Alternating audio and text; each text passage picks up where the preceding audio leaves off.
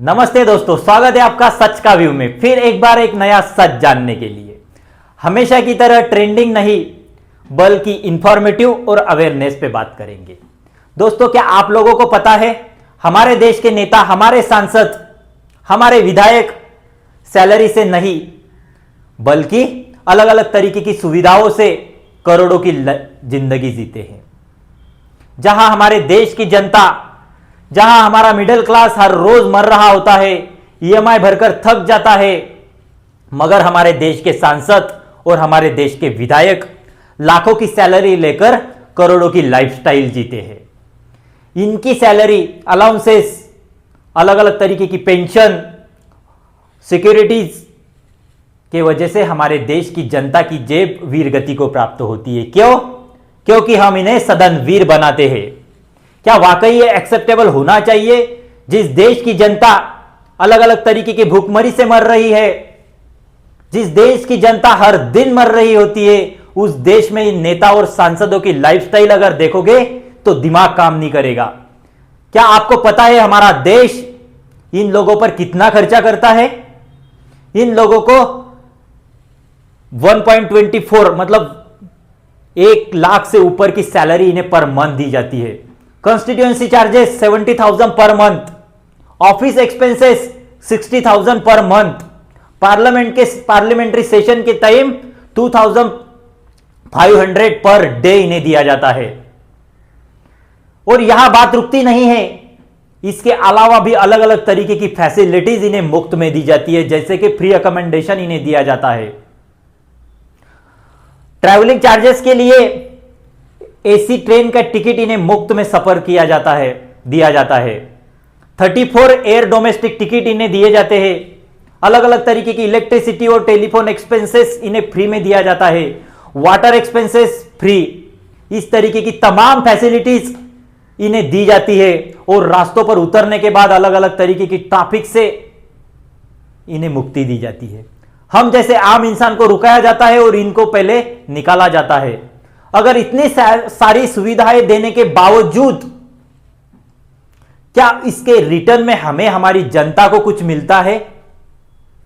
क्या इनकी अकाउंटेबिलिटी और परफॉर्मेंस उतना होता है जितनी फैसिलिटीज ये हमारे देश से लेते हैं?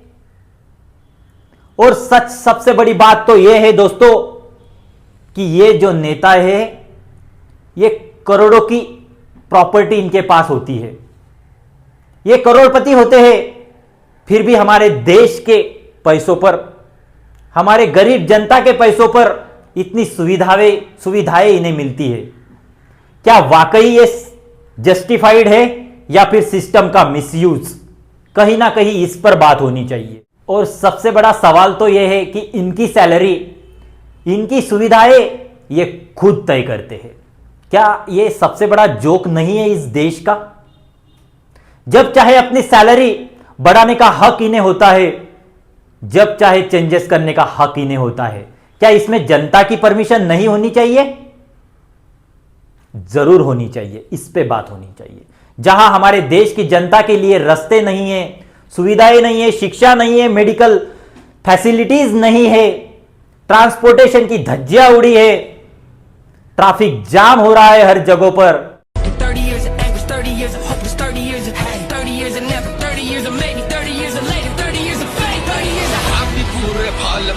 उस देश के नेता किस तरीके की लाइफस्टाइल जीते हैं, इस पे भी तो बात होनी चाहिए। इस तरीके की जो सिस्टम है और जो भारत देश के लिए काफी नेगेटिव है दोस्तों। जिस देश के रियल हीरो जो हमारी आर्मी है, उन्हें 15 से 20 साल की सर्विस देने के बाद पेंशन की एप्लीकेबिलिटी होती है। उस देश में एक दिन भी अगर सांसद बन जाए तो उन्हें पेंशन स्टार्ट हो जाती है। दोस्तों, कितना बड़ा जोक है। क्या इस पे बात होनी नहीं चाहिए? क्या इस पे डिबेट होना नहीं चाहिए? मगर इस पे कोई बात नहीं करेगा, क्योंकि हमने इन्हें चुन के दिया है। ये देश इनकी जहागीर बन चुकी है। इस पे बात होनी चाहिए। जहां हमारे अग्निवीर 4 साल की सर्विस देने के बाद भी पेंशन के लिए एप्लीकेबल नहीं होते हैं, उस देश में एक दिन का सांसद भी बन जाए तो पेंशन मिलती है। और सबसे बड़ी बात तो यह है कि सैलरी के साथ साथ कभी आपने पेंशन सुनी है? इन नेताओं को मिलती है। अगर कोई नेता विधायक बन जाए और उसकी टर्म खत्म होने पर अगर वो सांसद बन जाए तो सांसद की सैलरी उसे मिलती है और विधायक की पेंशन उसे मिलती है। और अगर वो कितनी बार भी रिटायर्ड हो तो उतनी बार उसे पेंशन मिलती है, मगर पेंशन हाइक उसे उतने टर्म के लिए मिलती है। क्या वाकई ये जोक नहीं है? क्या वाकई इस पे सीरियस डिबेट होना नहीं चाहिए? जहां हमारे देश की जनता की जिंदगी देखोगे तो किस तरीके से जी रहे हैं, और ये सेकंड ये नेताओं की जिंदगी, इस पे बात करना जरूरी है। आज हर कोई मीडिया में अलग अलग तरीके की बातें, डिबेट, डिस्कशन होते हैं, मगर जो रियल डिस्कशन, जो रियल टॉपिक पे होनी चाहिए वो हमें होते नहीं दिखता है दोस्तों। यहां कहा ना कहा देश को सोचना होगा। कुछ दिन पहले मेरे दोस्त ने एक स्टेटस रखा था दोस्तों। उस स्टेटस में काफी अच्छी वीडियोस दिखाई गई थी कि किस तरीके से हमारे देश के नेता, हमारे देश के सांसद, विधायक अपने लाइफस्टाइल में कॉम्प्रोमाइज कभी नहीं करते, मगर हमारे देश के जनता, जिस तरीके से हमारी मेडिकल सिचुएशन है, जिस तरीके से शिक्षा है, जिस तरीके से हमारे किसानों की हालत आज हमारे देश में हो चुकी है, इस पे सोचने वाली बात है। मगर हमारे देश के सांसद उसमें कॉम्प्रोमाइज करने तैयार नहीं है।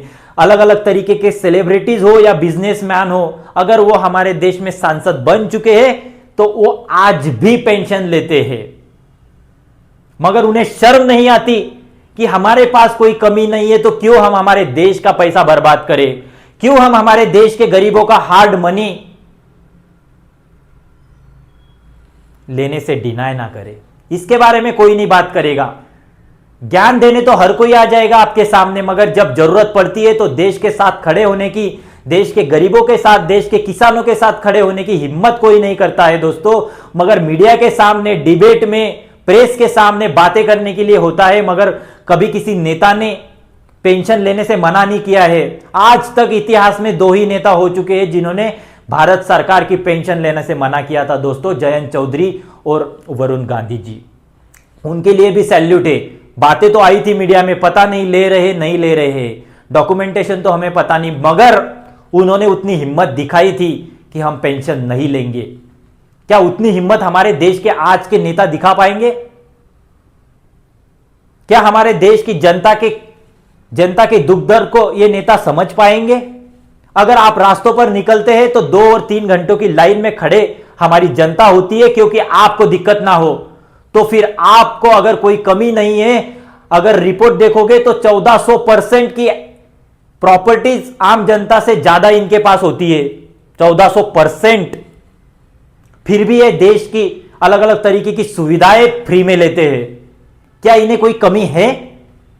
नहीं दोस्तों, इन्हें कोई कमी नहीं है, मगर इनकी सोच में खोट है। इसके बारे में आप क्या सोचते हो मुझे जरूर बताना दोस्तों। और इस तरीके की टॉपिक अगर आपको पसंद आते होंगे तो कमेंट्स में मुझे बताना। अलग अलग तरीके की बातें इसी तरीके से एक्सपोज हम करते रहेंगे। जय हिंद, जय भारत।